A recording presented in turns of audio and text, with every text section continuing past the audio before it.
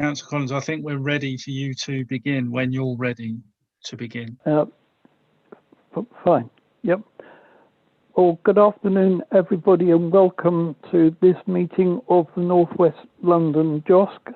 And can I thank our colleagues from the North West London CCGs for joining us this afternoon. We are restricted to approximately 45 minutes. So in our pre-meeting, we have decided to ask you to do both of your presentations, and then that will leave time for questions at the end. So without further ado, I'm going to ask Councillor Crawford if he'll just welcome you as the host borough. Yes, thank you, Councillor Collins. I'm very happy to virtually welcome you to Ealing as best as I can. We're very pleased to be able to facilitate this meeting, and we hope it goes well. And we'd like to thank everybody who's been involved with keeping everyone so safe and well across North West London in this very difficult time. So thank you to all our NHS colleagues for all their hard work, which I'm sure everyone would want to endorse at this point. Back to you, Councillor Collins. Thank you.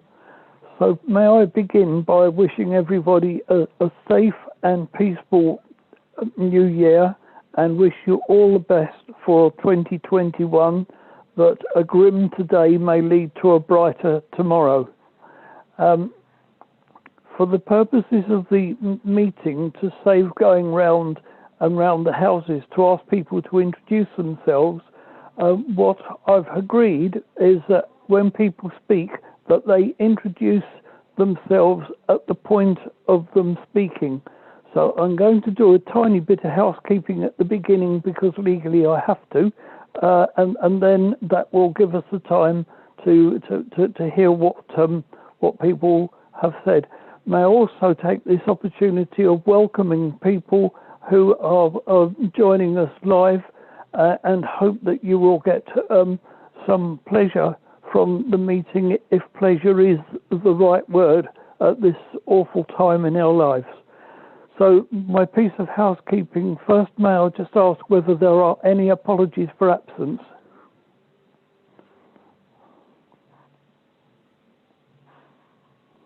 Councillor Collins, I think there are apologies for absence from Councillor Bott, and Councillor Mathani has had to go to another meeting, but she is substituted by Councillor Shaw. Thank you, Mr. Vice Chair.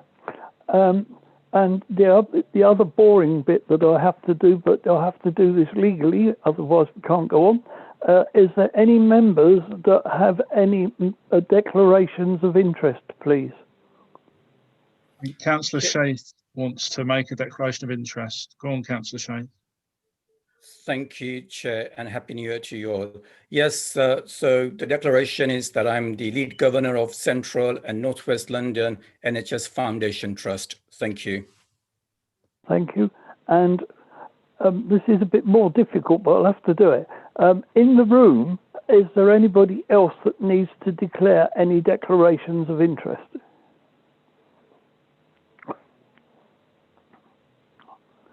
Definitely silent, so I can move on swiftly to ask our colleagues, Leslie Watts, I think is actually going to lead on a presentation of the update as to where we are with the COVID virus and how they're tackling it in Northwest London. And the second part of the presentation will be on where we are with the vaccines. Now, as I've said, I want this presentation to go smoothly all the way through. However, if anybody indicates that they need to ask a question only on a point of clarification, obviously I will allow that to go ahead. So may I please ask our colleagues from the NHS to begin their presentation. Thank you. So thank you very much, Councillor Collins. So I'm Leslie Watts, I'm the Chief Executive of Chelsea and Westminster Hospital, and I'm also the CEO of our integrated care system. So, and thank you for inviting me to talk to you today. And I've got some colleagues with me who will introduce themselves as we go. So we're going to talk about the current situations in our hospitals and our community services in primary care, and we will also talk about our vaccination program. And just, I guess I'd start off by saying, in everything that I say, when I'm talking about the NHS, I'm also actually talking about the wider NHS and our local authority and social care colleagues. Much of our work at the moment is brought together and done together, and we'll try and pick out some examples of that. So it is no surprise to anybody for us to say that we're in very challenging times at the moment in London, and indeed in northwest London, where we have seen over the last few weeks the numbers of patients with COVID increase fairly rapidly. In relationship to that, we've seen the numbers of patients coming into our hospitals, and indeed those patients who are in our hospitals going into our intensive care beds increased as well. And I'll talk a little bit about some of the numbers in just a sec. You will be well cited on in your boroughs, actually, the sorts of prevalence in your boroughs. In essence, every borough was going up. That seems to have flattened out, but we've seen Ealing and Brent continue to have increases in the numbers. And again, Genevieve might talk a little bit about that. The services themselves actually have, in terms of the services, particularly for our very sickest patients, so our intensive care services, we have managed to triple the number of beds that we've got in northwest London. And we have seen us by mutual aid, so by actually helping each other through all of our acute hospitals, actually transferring patients between our hospitals, we've managed the vast bulk of those patients within northwest London. And so we have obviously Hillingdon, the Northwick Park hospitals, the Chel West 2 hospitals, West Middlesex and Chel West, and then our Imperial hospitals. And all of those hospitals work together with our primary care and community colleagues every day, meeting every day, every morning, and planning the services that we have for our patients. We now have something like 350 ITU beds. I think something like 329, 330 are occupied at the moment. Over two-thirds of those are occupied with patients with COVID. And so that's been very challenging, not just the provision of beds, but of course, actually the provision of staff to service those beds and to look after those patients. And so during the period of time where we've expanded that ITU capacity, what we've had to do is use very different staffing models, taking staff from non-ITU bases, so normal, general and acute wards, our outpatients, our endoscopy and theatre suites, to look after these patients. And our staff have done that in the most amazing way, absolutely amazing way. So it is a very different working on an acute ward or a general ward to working intensive care with the amount of kit and the different level of technical understanding and knowledge that you need to have. But our staff have embraced that and really just got on with that, facing that challenge. And indeed, Pippa and I, over this last week, have visited just about all of our hospitals and have been just blown away, actually, by the response. And in the background of that response, our community and mental health and primary care colleagues, and Genevieve will talk in a bit more detail about how we've been dealing with patients in primary care, but who have filled some of those spaces. So, those colleagues, together with our local authority social services colleagues, have helped us look after far more patients as well, out in the community, out in their own homes, and indeed out in their care. So I can't pretend, it has been incredibly challenging. It remains actually really, really challenging. And although what we can see at the moment is not a decrease of those numbers, what we can see is a plateauing of those numbers coming into hospital. We can also see an increase in the numbers actually of patients who are slightly older getting the disease and then coming into hospital. So so there's a delay between who gets the disease, then who is hospitalized, and then indeed who actually ends up in intensive care. So we believe the next 2 to 3 weeks will continue to be very challenging, and we will monitor exactly the levels of admissions during that period of time. And then we're hoping that we may see that plateauing start to show some decrease. Genevieve, I don't know if you just want to talk a little bit about the sorts of things we've been doing in primary care in terms of the hubs and all of those sorts of things to actually look after patients in the community. That would be very helpful, please. Thanks very much, Leslie and Councillor Collins. My name is Genevieve Small. I'm a GP and I'm chair of Harrow CCG. And as Leslie has been talking about, we have collectively with our hospital and community teams been working to support the patients of North West London. There's many things that we have been doing to support that. I'm sure the vaccination programme will come up later on and we won't talk about that now, but primary care has been supporting patients and our other teams by obviously being the first port of call. So patients will often access primary care at the first instance of getting unwell, or in terms of just generally supporting them for their complexities of their long-term conditions that can get worse, especially over these winter months. But from the point of view of the COVID response, it's fallen into a number of different areas. Each of the different CCG areas across North West London have got COVID clinics. So we are seeing in those COVID clinics patients who perhaps haven't reached the threshold of needing to be seen in the hospital environment, but can be given additional attention in the community clinics. And those clinics are now running 7 days a week, 8 in the morning till 9:30 in the evening. They are also picking up patients who perhaps have turned up at accident and emergency and have been assessed by the clinicians there, but don't need to perhaps be admitted, but do need a helping hand. And so they're supporting those. And then they're working with hospital clinicians to help support patients being discharged as soon as is the right thing for them to do. As well as that, we're supporting 111. So you'll be very well aware of the 111 service, where we are patients can contact 111 at any time, and especially it's used when GP surgeries are closed to get advice. But we know that the 111 service has been very, very busy over this period of time, and we've needed to ensure that we free them up to support the activities of the COVID patients. And so for patients who aren't COVID, we've opened up additional capacity in each one of different sort of hubs, escalated access hubs, which then can look after the kind of like non-COVID patients and make sure that they're accessing the support that they need. The other things that we're doing are obviously working with our hospital and community colleagues to help patients get out of hospital as quickly as possible when that's the right thing to do. So sometimes that might mean that patients get discharged slightly earlier, but we pick them up with our community services and GPs, making sure that they are keeping them safe and well and ensuring that they don't need to have any other support that they would need. So that's just a brief summary, Leslie, of some of the things that we've been doing.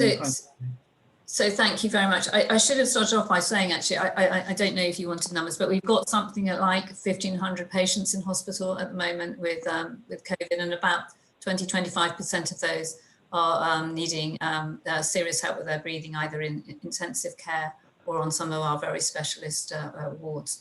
The other couple of things that I think Genevieve didn't say, and actually our GPs have been incredibly innovative, is around things like virtual wards, where they can monitor patients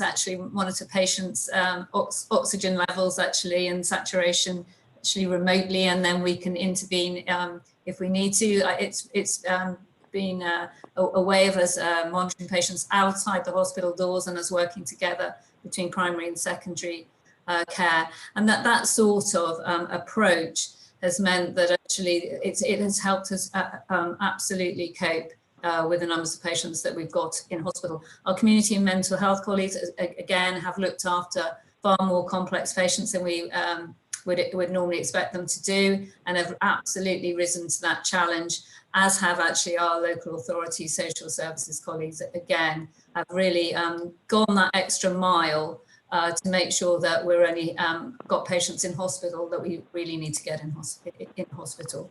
There has been an impact on our ability to treat normal elective cases, so we can't not look ourselves in the mirror and say that. So there are patients now who would have been being treated during normal times for surgery and other conditions, who we are monitoring now, but actually we are not treating now because bringing them to hospital. First of all, the hospitals are pretty full, but actually that would put them at extra risk as well. So I'm going to stop there in terms of where we are. And if Councillor Collins, if you wish, we will move on to where we are with the vaccination programme. Yes, that's what we agreed. I'll just check with members that they're happy to move on. So. Over to you, Councillor Crawford, just to let me know that there's no hands waving. No, I can't see any hands waving, and more importantly, nobody's written anything down in the chat box. So I think on that basis we'll proceed and come to a general round of questions. That's excellent. Yep.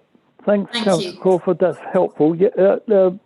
Leslie, would you please continue to the next half? Thank you. I'm going to hand over to Pippa and Genevieve around the vaccination program. I would say Pippa looked like a young teenager when she started this program. I'll leave you to decide how she looks now. But don't feel like it now, can I just say? She's worked. Yeah, thanks for that, Leslie. So, hi, my name's Pippa Nightingale. I'm the Chief Nurse for North West London ICS, and I'm leading the vaccination programme along with Genevieve for North West London. I have to say, do you know what? As challenging this is, it's the positive end to what has been an absolutely awful year. And as we keep saying, we just have to vaccinate ourselves out of this awful pandemic that we're in. So it is really nice to be doing something positive. It's lovely to be vaccinating members of North West London residents and our staff. Actually, the relief on people's face when they receive that vaccine, it is really satisfying. So it is lovely as a clinician to be doing something positive. What I'll do is just take you through the data of where we are now. Rory, have you got the presentation? Do you want to share it?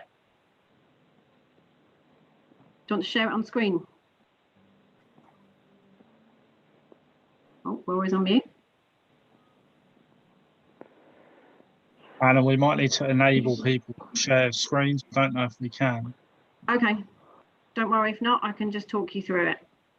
So where we are now, so we have a huge task in North West London. What I've learned from this is we are the most populated integrated care system or area of London. So we've got the most people to vaccinate. We've got to give, for the 2 vaccines, just over 6 million vaccines to get this programme completed. Our aim right now is to get 1 vaccine into everybody as quickly as possible. And that's what we're working through now. The order group of how we do that has been set nationally. So the Joint Vaccination Committee, who meet nationally with all the epidemiologists, have absolutely set the criteria of how we should deliver this vaccination programme, which is largely set on age actually, and that's looking at the data of how this virus has affected different age groups differently. So we have a challenge right now that we are to vaccinate the first 4 risk groups by the 14th of February. That's a new challenge that our Prime Minister put on us a week and so ago. Genevieve's and I's face dropped when we found that out, but we've risen to the challenge. So that is anybody over the age of 75 and anybody with severe health conditions. So that's the group we're looking to vaccinate now.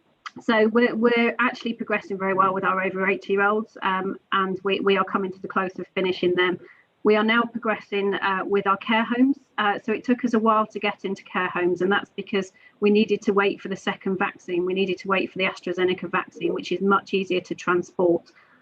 So we are now aiming to have the majority of our care home residents and staff vaccinated by Sunday, with the remaining ones to be vaccinated the following week. So I'm pretty confident we'll be in a good place, and we'll have completed that group of our residents that we need to vaccinate.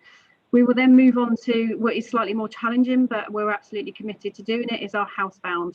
So our housebound patients across North West London, we understand who they are. We've got a whole list of them and we know where they are, and we will start with them next week. The reason we couldn't start with that is because we were waiting for the national protocol to be published about how we safely move the vaccine from house to house without wasting it. This vaccine is like liquid gold dust, and we don't want to waste any of it. So we need to use it effectively, and making sure it doesn't come in individual injections. It comes in a whole vial that you have to draw each vaccine up. So we need to make sure we don't waste it. So we'll be starting with the housebound patients next week, and then we aim to have all of them vaccinated by the 14th of February. And then we will be vaccinating the over 75s and the people with severe clinical need. So that's the groups, and that's where we are at the moment delivering the programme. I can tell you, as of today, we have administered 58,479 vaccines, which is fantastic, actually, way ahead of trajectory of where we thought we'd be. Our GPs have been amazing. So in everything that Genevieve's told you they're doing additional, they are also delivering this huge vaccine programme for us. We've got 20 primary care hubs across northwest London set up. Some all at different times, so we had to go in an order of getting them all set up. So we've now got 20, which is great, across all of our boroughs, and we've also got our first mass vaccination centre that goes live on Monday. So this will be the second one in London. So you probably heard on the news, the Excel went live this Monday. Network House in Brent goes live on Monday for us. We particularly picked that site because that's one of our sites with the highest prevalence of COVID and quite a lot of deprivation in that borough. But actually very quickly, the week after that, there's another one going live, and literally week on week, we've got 10 mass vaccination centres that will go live. The mass vaccination centres will be vaccinating the same age groups in the same order. So we will have to do some really clear communication, because I think as more and more of these centres get set up, there is a potential for confusion, particularly with the older age groups. So we're just trying really hard with our communication teams and local authorities to make sure the right messages get to the right people. And I'm sure many of you will be contacted. So I think the key thing to say to our elderly residents, so anyone over 75, they will be vaccinated through primary care, and they need to wait for their GPs to contact them. They will contact them. For people going to the mass vaccination centres, it's a national booking centre. So they are sent a letter, and they are told to go onto the email address or to the website and book an appointment in a mass vaccination centre, or they can phone a number and book into the mass vaccination centre. So they are the two offers for members of our public, but the majority of our vulnerable and older residents will be vaccinated locally in their primary care GP centre. So I think that's a whistle-stop tour. The other centres that we've got set up are hospitals. So we are vaccinating all of our NHS staff along with our social care staff. So I can tell you in Northwest London, we've got 33,400 social care staff to vaccinate as on top of NHS staff. So all of them are coming to our hospital vaccination centres that we've got running every day in all of our hospitals now. But they're not just vaccinating staff from that hospital. We are vaccinating all of the people that work in the private sector, in health, and also in social care. And then we will continue the project, moving down all of the 10 groups until we get to our younger population. It is only licensed currently for over 18-year-olds, so this isn't a vaccine that's currently being used in children, but we are aiming to have 75% of our population vaccinated, and at that point is where we think we will have herd immunity.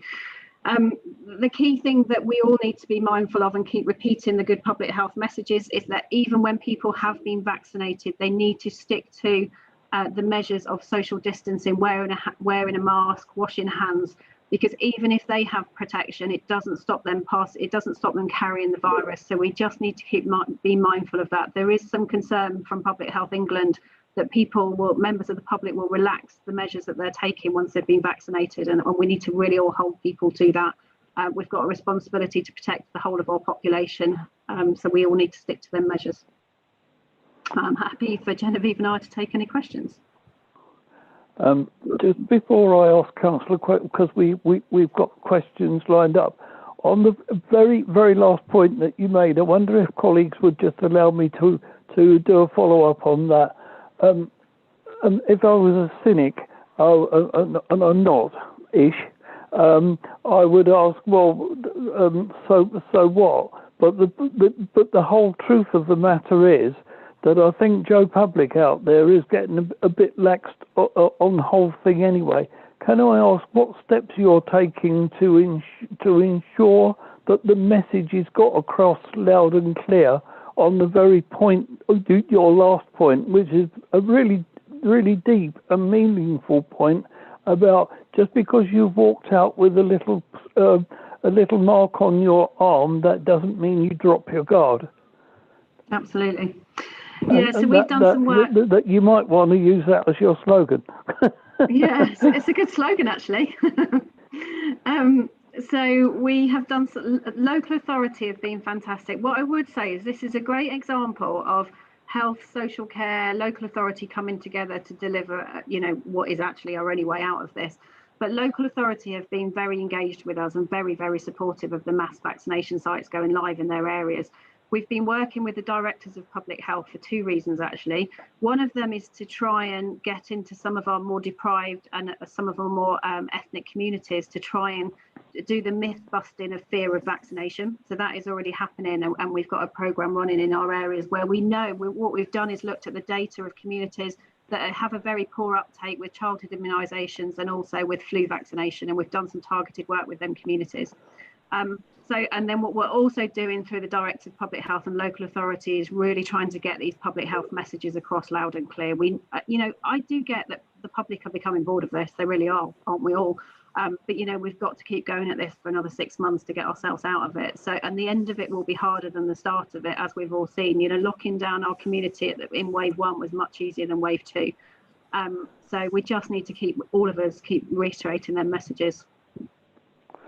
Councillor Crawford, may I please ask if you can now take the questions from the chat box? Sure, Councillor Collins, but before I do, Leslie was waving at me.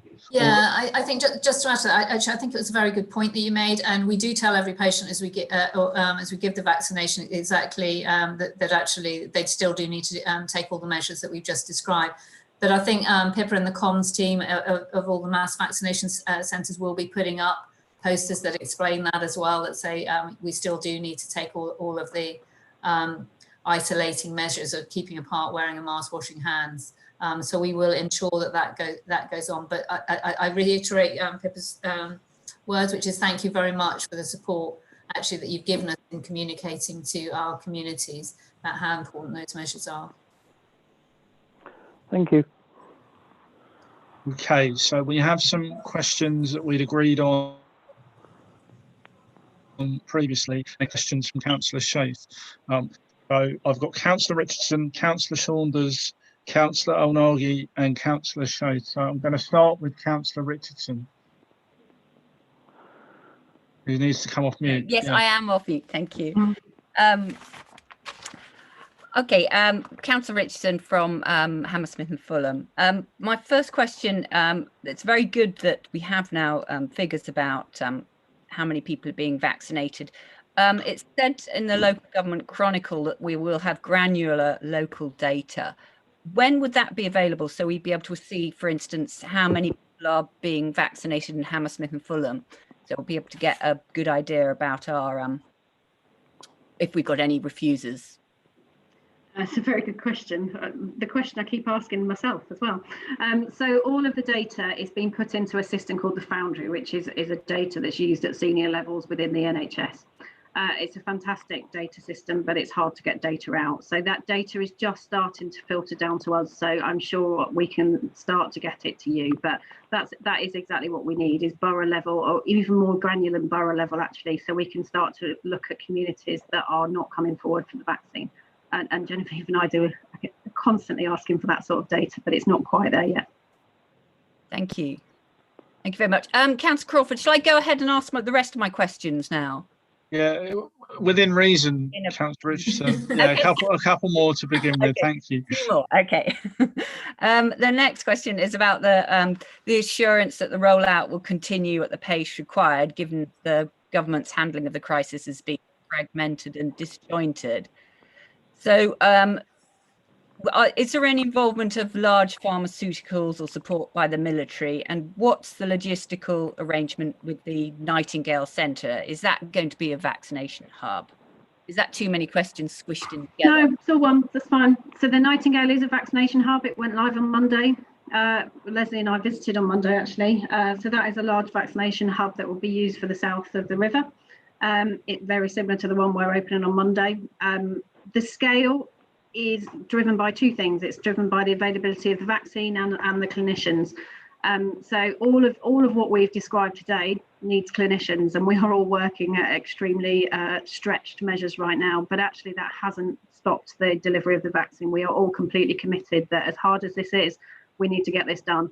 So I have to say people are going above and beyond, working 7 days a week to deliver the vaccine. So I'm pretty confident we won't be behind schedule. We are ahead of schedule right now. So what's interesting as well is even clinicians that are working in some of our most challenged areas. I mean, this sounds a very strange thing to say, which is that the giving of a vaccination is actually light relief. And actually, I've just been down into the vaccination room here a minute ago and seen some of our surgeons and anaesthetists in there giving vaccinations. And actually, it gives them a chance to take off the full PPE and actually look a bit more normal. And I mean, it does sound strange, but it's absolutely true. So they're doing both of those things, and it's really nice to see. Thank you. I've just got one more, Councillor Crawford, if that's all right. Yeah, okay. It's about it's the last point about what happens after vaccination and the information about protection post-vaccination. So I'm thinking about the Siren Public Health study, which indicated, so there's two things. There's a possible 5-month protection after you've had the disease anyway, and clarification from that, and how long you have to quarantine post-infection. So how is that information, what is the information there, and how's that going to be sort of pushed out for people, if you see what I mean? So everybody that's vaccinated is given the public health guidance that goes with it. So there's an information leaflet that goes with it. It talks about how long it takes for the vaccine to be fully active. It talks about side effects, and it talks about the second dose, and it talks about public health messages of still importance of wearing a mask, social distancing. So it is all in there. There's also a link on that you can then click, and it will translate it into the language that you choose. So there is information given to the patient at the time or to the staff member at the time. In terms of the Siren Study, so what we know from the Siren Study versus the vaccine is having COVID does generate your own antibodies. They do not last as long as the vaccine. So the message is, even for people that have had COVID, you should still have the vaccine, because the antibodies from the vaccine last much longer than your natural antibodies. And that's a bit of a myth buster, because we have big pockets of the community that think they don't need to be vaccinated because they've had COVID. So that's a common question that we get asked. And equally, they're saying, is it safe to have it once you've had COVID? Absolutely yes. And it's actually the right thing to do. Thank you. That's very helpful. Okay, thank you, Councillor Richardson. Councillor Saunders, you have a couple of questions. If you'd like to ask them now, please. Thank you very much. First of all, I just really wanted to say thank you, guys, the NHS. I used to be in the NHS in mental health years ago, for amazing Herculean effort. And I it actually is incredible how the response has been. Just very, very quickly on that last point, Pippa, it actually is in the press today that COVID, if you've had COVID, you have better protection than if you had the vaccine. So I think that's quite dangerous, that is actually appearing in the media already. So I thought I'd just raise that very, very quickly. My questions are very general. Firstly, it's on the news today, and I know what the media is like, but the general uptake vaccination rate for London is apparently the lowest region in the country. And I was just interested, obviously, how you interpret that is open, but whether that's because we have, generally a younger population, so they aren't going to be priority, or what the reasons might be for that. That's my first question. My second question was, as you probably know, King's College are using Great Western Hotel in Croydon to move post-recovery COVID patients, and particularly homeless, And I just wondered whether that's something that is a potential for North West London. And lastly, I do have a third one, Daniel, sorry, is the priority list of, and I know it's a national criteria, but I wondered, I have my individual concerns, that's personal view, given, you know, the financial insecurity for a large number of people who are essential workers, really, like teachers, like supermarket workers, and so on and so forth, and the mental health effect of that. What influence do you guys have on the priority criteria for rollout? So that's 3 questions. Sorry. 3 questions. Good questions. I'll deal with London first because I've had that conversation today. So yes, you're right. London is behind the rest of the country in delivering the vaccine, and we've done some work to understand that. So there are a few things actually. When you look at our age demographics, they're very different in London than they are the rest of the country. So therefore, I think the mass vaccination sites, and when they get lower down the groupings, we will do a lot of catching up. There is another issue in London that I have to say I hadn't considered, and they're just pulling the data for it, but we have quite a transient population in London. So we've got 2 groups. We've got one group who London quite often is their second home, and they've chosen to leave London right now, but they're showing in the London statistics. Because if their home is registered in London, but they've got a second home, it plays with the residency a little bit. There also is another group in London that are transient workers that have moved out of London as well, and they are showing as residents. So there is some data cleansing that's happened. Now, I'm not using any of that as an excuse because I don't really know, to be honest, but I think that is a big part of that. And I think the younger age group of London as well is another part of that, but I'm pretty confident we can catch up.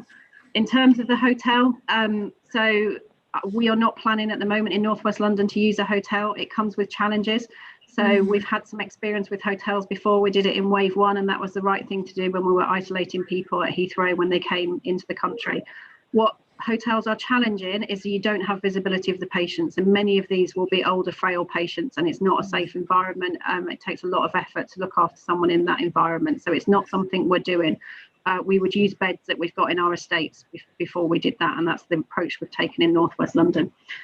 Can I just add to that, Pippa? Can I just, so I think so we're doing 2 things. So our community mental health colleagues have actually expanded the number, the bed base anyway. Actually, the other thing that we're doing is we're looking at places that are like Central Middlesex or somewhere like that don't have emergency departments. Whether we should actually bring our elderly frail patients who are waiting to be discharged home or into nursing homes into that one place rather than the hotel, so that we've got proper facilities to look after them.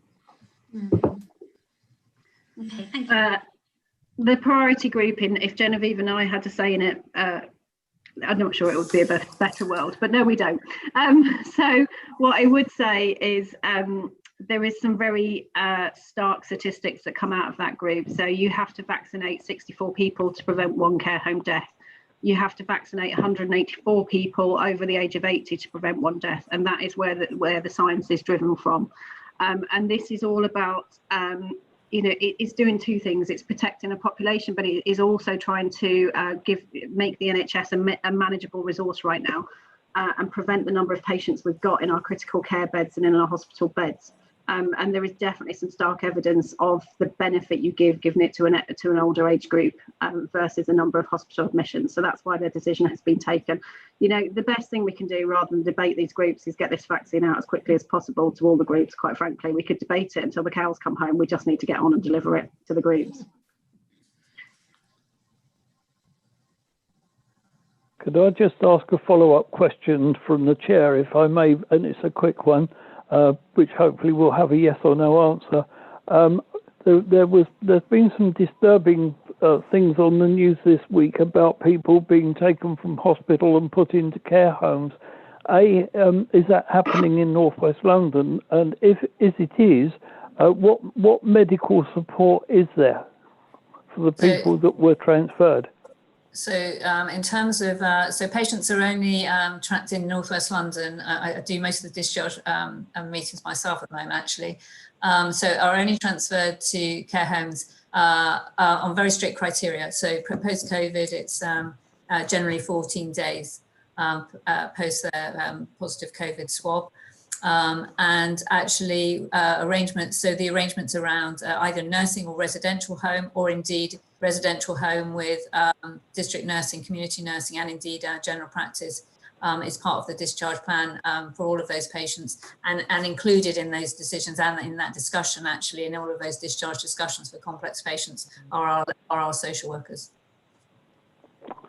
Thank you, that's very helpful. I wish the media could pick up that the answer that you've just given. I think it would allay a lot of fear. Thank you. So next on our list, Councillor Al-Naghi had a couple of questions. I think one was around the prioritisation of the vaccine. So I think we've answered that partly, but Yes, thank you, Councillor Crawford. First of all, thanks so much for all the work you've been doing as NHS. And recently, I've been myself a patient of yours, but thank God, nothing to do with COVID, and that was in intensive care. And dealing with the complexity, managing the issue, looking at the prioritization. Okay, you don't have any say in initiating it, but is there any mechanism to give feedback into the prioritization criteria, especially regarding the government pressing for opening schools for key workers and NHS staff? How this, do you see some kind of pressure or advice, whatever you put it, into the advisory body in order to vaccinate teachers and key workers in a school setting? And may I ask another question? Or the other one is, when someone has been told by NHS to go into self-isolation, is there any data available how that person coping over that self-isolation period? For example, I believe now it is 10 days, isn't it? Not 14 days. And how this is being managed. So that's it. These are my two questions. Thank you. Okay. Genevieve, do you want to come in on the JCVI group? Sure. So I think it's as Pippa said, I think that these are judgments that the Joint Committee for Vaccination and Immunisation have made, and they've made those judgments looking at all of the data, and very much with the focus of the endpoint being to prevent deaths in the greatest number of people. So they have taken the international research and actually looked at all of that evidence to come up with these very difficult decisions.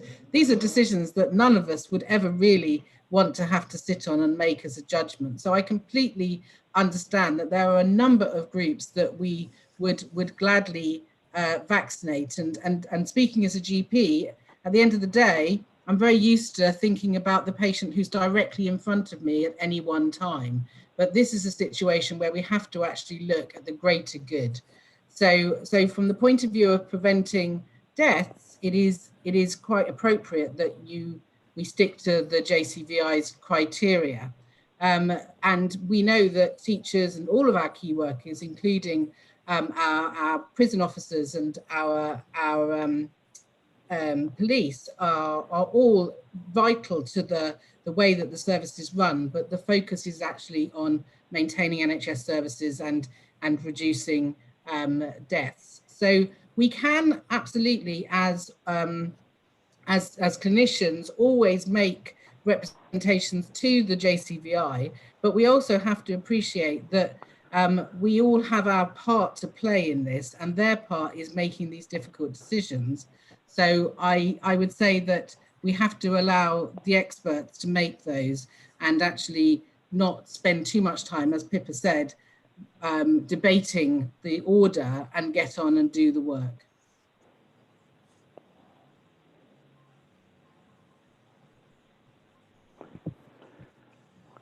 Shall I just pick up your point about the self-isolation? Yeah. So obviously, what happens when people have sorry, Councillor. When people have notification that they are positive, then that notification does come through to the GP services, and we do often text them out resources that they can use of when to be identifying issues, and for them to know that ourselves and 111 and other organisations are there for them over that period of time. I have to say that in the main, actually, people are incredibly able to manage this period themselves. They understand the need that they have to self-isolate, and that they need to rely on some of the friends and family networks that they have to support them. If there are any issues relating to how they can actually get medication or support during that period of time, then we can connect them with organisations that support them as well. And in the main, actually, my experience is that people are, in the main, incredibly motivated to support these endeavours and to stick to the rules. I think sometimes it's hard for them to grasp that self-isolation truly is self-isolation, and it is actually not leaving the house, because people will always think that isn't truly what's meant, but that is absolutely what we mean. We really mean don't leave the house, or the flat, or wherever they happen to be. So I think that it's a tough ask, but I actually am amazed by the ability of most of our population to actually stick to the rules. Thank you. Okay, thank you very much. Do we have any more questions, Councillor Crawford? Yes, Councillor Collins. So Councillor Shea has some questions that he would like to ask. So I propose to go to him now, and if I can ask other members if they have questions, could they let me know by writing in the chat box? Councillor Shea, are you ready? Thank you, Chair. And Leslie, can I add my thanks to you and your absolutely amazing team. We are so grateful to every single one of you guys who are doing amazing work day in, day out. So Leslie, if I can take you back to your first report first, then you talked about the intensive care, and also you went on to describe how colleagues from non-intensive care services are being transferred to manage that aspect. And I just wanted to understand a little bit more, if I may, what is happening to non-COVID services, particularly where we have very serious conditions like, for example, cancer patients. So if you could just give us some assistance around that, please. So thank you, and actually I should have covered that, and it's a really important question. So those patients who are either an emergency or who are urgent, particularly by condition and by the time they need to be treated within a certain time, we call them P1 and P2 patients, are still being treated. It is the less urgent patients who need elective care, so generally elective surgery, that are being delayed. So cancer, cardiac surgery, other conditions that are urgent and need to be done in a timely way are still being treated. Thank you. And if I can ask my second question very quickly, I know it's already gone 3:30, so very quickly. Pippa, it was really heartening, and I guess it was also heartening to hear the statistics from Genevieve. So it was good to hear this new catchphrase, just getting on and delivering the vaccination. So I just wanted to understand the delivery of those vaccinations. I know that we have this national deadline, the target date of 14. How confident, I know we had the breakdown, but how confident are we at meeting that deadline, please? And also Genevieve was suggesting that we have already vaccinated about 59,000. And I just wanted to find out what is the remaining figure, please? Yeah, good question. So am I confident? Genevieve and I don't like not missing it. We don't do missing a target. So yes, we will make that happen. Otherwise I'll sack her. Yeah, Leslie might sack us. Might be quite nice right now, actually, to be sacked. So I would no, I think Pipa is too precious for us to be sacked just yet. I need my vaccination, Pipa, so you can't go anywhere at the moment. So we will absolutely have vaccinated our over 8-year-olds, our care home and our housebound, and I'm pretty confident we'll have got through our over 75s as well. It's a big ask, I will say. It's an absolute huge ask, but we're doing a very good job of meeting that target right now. We've got sort of daily numbers that we know we need to achieve to meet it, and we're on target to meet it. So I'm pretty confident we will. I can't remember the second question. The second bit of my question was that we heard from Genevieve that I think she mentioned that we have done about 59,000 and about 33 colleagues. And I just wanted to understand what is the remaining numbers, please? Of the first 4 cohorts? Yeah. So we need to do 84,972 of patients and 39,000 and something of staff. So they're quite big numbers, but they're fine. We just need to go through them all in a logical order. Great, thank you very much. Do we have anything else, Councillor Crawford, please? We do, but we've had some interaction in the chat box, so I'm going to read it out. I'm very impressed at everyone else being so excellent at these virtual meetings, much better than I. I'm going to read out that for the benefit of other members and viewers who presumably aren't able to see this. So Councillor Richardson has asked, along with the local data regarding vaccinations, will there be a timetable of the rollout available for the general public? And Rory Hegarty was straight in there with an answer, which is excellent. Thank you, Rory. And he wrote, we will share information on the rollout as we have it, both via our website and with local authority colleagues. Information on the priority groups and the mid-February target has already been published on our website. So thank you very much, Rory, for being so swift off the mark. I don't have, Councillor Richardson has snuck in there with another question while I was reading that out. It's not unlike Councillor Richardson. Would you like to speak to that question, or shall I read it out, Councillor Richardson? Or she's just on mute at the moment. Give her a second. You can read it out. Well, actually, I don't mind reading it. Yeah, just about record keeping. Just how is that going to be done with it? I'm aware that it's quite complicated with 2 vaccines and which vaccine has been administered and tracking the first dose and the second dose, etc. Yeah, it's not complicated. It's really simple, actually. Okay. Well, I say it's simple because I don't have to set up the IT. Our IT lead might tell you something different. It's all electronic. So everybody is inputted into a national system when they come for their vaccine. The consent is done on the system. There are only 2 systems. So one of them is Pinnacle that's been used in primary care and another one in the hospital care. They all merge up together. So we can go straight on the system and see anybody across the country that's had a vaccine, and you can see what vaccine they've had. So brilliant. Yeah, it's simple. That's very reassuring. Thank you very much. And if we have time, Chair, Councillor Jhosc would like to ask a question to Rory, but yeah. I just need to, if I may, our excuse me, sorry, are our officers still able to stay with us for about another 5 minutes? Nodding, Chair, but they're all on mute. So I'm taking that as yes. Sorry. Right, fine. If Councillor Jhosc could have asked his, and then I have a sort of partly related question from myself, and then I think we were asked if they could be released at 3:30, so it would only be fair to let them go as soon as we can thereafter. Councillor Jhosc, please. Thank you, Chair, and thank you to NHS colleagues for staying beyond 3:30. Rory, very quickly, we heard in Pipa's earlier reply about myth busting.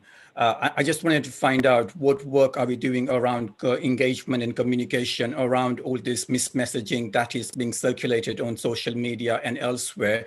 And also what engagement work, what work are you doing around those vulnerable groups and those hard to reach groups? Very quickly, please. Thank you. Okay, thank you, Councillor Sheth. So we have a whole community engagement programme, which is just started, which your local authority communications colleagues have been very helpful in helping us to develop. We're working with Health Watch, with community leaders, voluntary sector partners, and so on. Part of that, the actual myth busting, so there's a national campaign around that trying to do that. We're trying to pick up things as we can.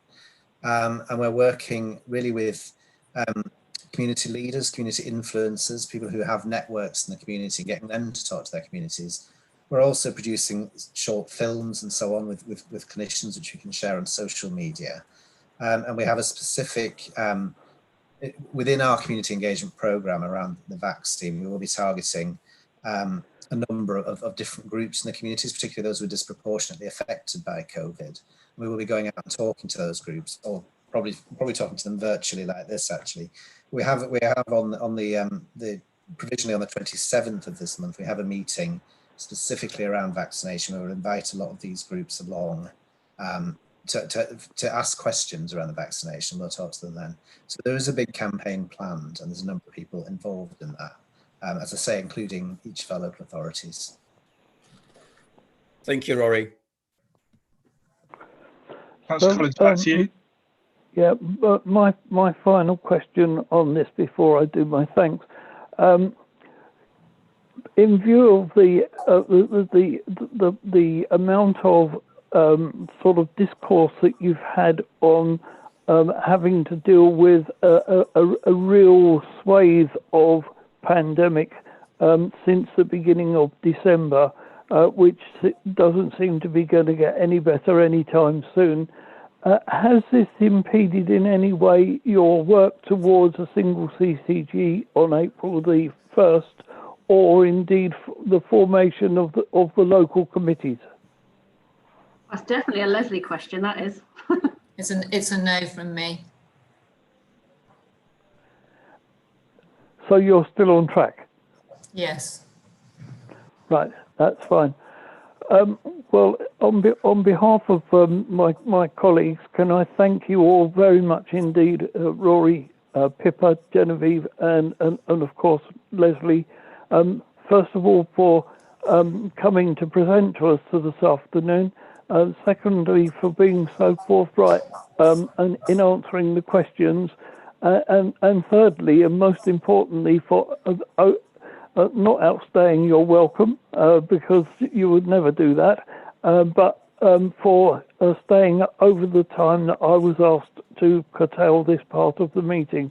We are very, very grateful to you, and I'm sure my colleagues and I will be writing if we have any further questions or points of clarifications between now and the next meeting. The next meeting, as we've already discussed with Rory, will be the financial strategy and the budget strategy going forward, as that will be one of our main agendas. But obviously in that meeting we will have to come back to the COVID problem because, as Councillor Seth in one of his questions says, we have to think about the tomorrow and all of those patients that have been put on hold in order to cater for this awful disease. So thank you all very, very much indeed. Thank you. That's the most fun we've had for a little while. Thank you so much. Thanks, everyone. Bye. Bye. Bye. Right. Am I just with my own colleagues now? Yes, we're all here, Councillor Collins. Right. So back to the mundane of this world, and that is to look at the. Sorry, Councillor Collins. Councillor Sheath has to leave us, so he's saying goodbye. He has a clash with another meeting. Right, no problem. And he's just said thanks to the chair, so he's very appreciative of your work, as we all are, Councillor Collins. So we can carry on. Thank you. Yeah, so back to the mundane stuff of life, and that is to look at the minutes. I wasn't notified of any corrections to the minutes, so can I take them as being read? Yeah, I'm happy to approve those as true and correct record. And when we discussed it previously, everyone else was too. So unless something has changed, that's good. That's got that out of the way. Nicola, we've dealt with the outstanding points, have we not? Yes, Nicola? I think we have. Oh, can you hear me? Sorry. Yes, I think we've dealt with. So one of them has been done, and then there are two more which I think will carry forward to the next meeting. Fine. So we've virtually discussed the content of the next meeting, because we're sort of driven by what we couldn't do today, and we're going to be driven by COVID, I think, for the remainder of that meeting. But could I mean, it would be very remiss of me, so could I ask colleagues if they feel that there is anything else that we ought to be looking at the 18th of March meeting? Chair, all my other colleagues are on mute, but I'm not seeing any dissent or any suggestions from them. I think in the circumstances, proceeding on the way you've outlined would be best, especially as we've discussed that with the NHS partners in the previous item, and they didn't indicate any dissent themselves from that, did they? That's fine. So before I come to the end of this meeting, could I just clarify with the question that I sent out of under any other business? We've had the reply. And what I've wondered, and particularly for the benefit of the folk that are not here or those that have had to leave, I wonder if we could just send round a brief note. If anyone's got any points that they want to expand on from the reply that Rory gave us, if they could do that in the next week, so that we could get it, because I'm aware that Anna Marie will need to start preparing the minutes for me to proofread. So if we could do that, that would be very helpful. And of course, if there are any other questions arising from the two presentations that we've had, then obviously that would also be very helpful. Just also to highlight, of course, if anything crops up where I feel that I need to write to the authority on your behalf, that's the health authority, on your behalf, then obviously I will do as I did with the AOB one, and write to you just for for clarification and courtesy, and B, just in case there are points that people want to elaborate on or want to change. Is that a good way forward? I'm happy to agree that, Chair, and people are nodding. Yes. Yeah, I agree. Thank you. Nicola, I haven't got anything else on the agenda. Am I right?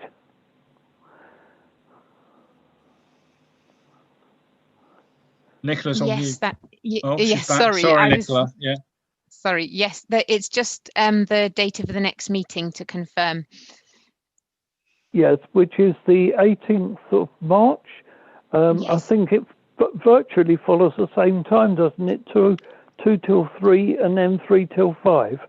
Is that correct? Yes, that's what we have. Yeah. That's right, Councillor Collins. Yeah, that's what I have. Thank you. And can I do two things before closing the meeting? First of all, can I thank Bathsheba for getting the minutes out and very accurately for this meeting, and to Anna Marie for all the work that she has done with her colleagues to ensure that this meeting has gone as smoothly as it has. I think everything has worked out well. I don't think there's been too many hitches, and I hope that members of the public, whoever were in the meeting, have got something positive from it. could I just ask whether there are any other matters of any other business? No, Chair, I don't have any. No one else. Sorry, Councillor. Oh, hold on. I spoke too soon. I've got Councillor Al-Naghi and Councillor Richardson. So, yes. Councillor Al-Naghi.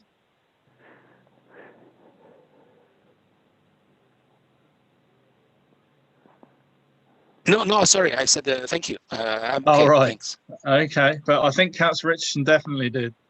I just wanted, I've put it in the chat, but I just wanted to say that because often Rory Hegarty says things are on the website.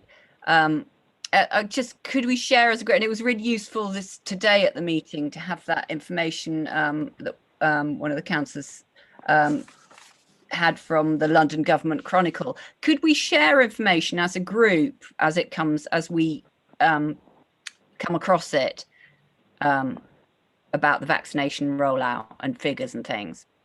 Would that be possible? I'm sure we can. Yeah. So we did have a WhatsApp group at one point. Oh yeah. No, we still have that group, which we can reinvigorate, and we can also share things via email on the loop with which we share minutes and agenda items and general comment as well. I agree that would be useful. Sorry, Councillor Collins, I lapsed into answering like I was the chair. That's very remiss of me, Councillor Collins. Okay. Please. You might be the next chair. Steady on. I haven't got Councillor Saunders's details for the WhatsApp group. I'm sure we can. Councillor Saunders is on mute. Do you want my mobile now? I can give you my mobile now. Maybe not in the public meeting. Oh no, that's true. But perhaps can in an I do email. That in the chat? Perhaps in an email afterwards or in the chat. Yes. Yeah. Yeah. Good. Sorry, good Councillor Collins. I did it again. Yes, good thinking. Right. If there being no further business, well, thank you all for your attendance. Can I particularly thank Councillor Crawford for helping me, which helped to make the meeting go as smoothly as it did, and can also thank Nicola for all the help in building up to this meeting as well. So Nicola, thank you, and I'll ring you separately, but certainly not today, to arrange a debrief. Thank you. And thank you, Councillor, for chairing this meeting so well.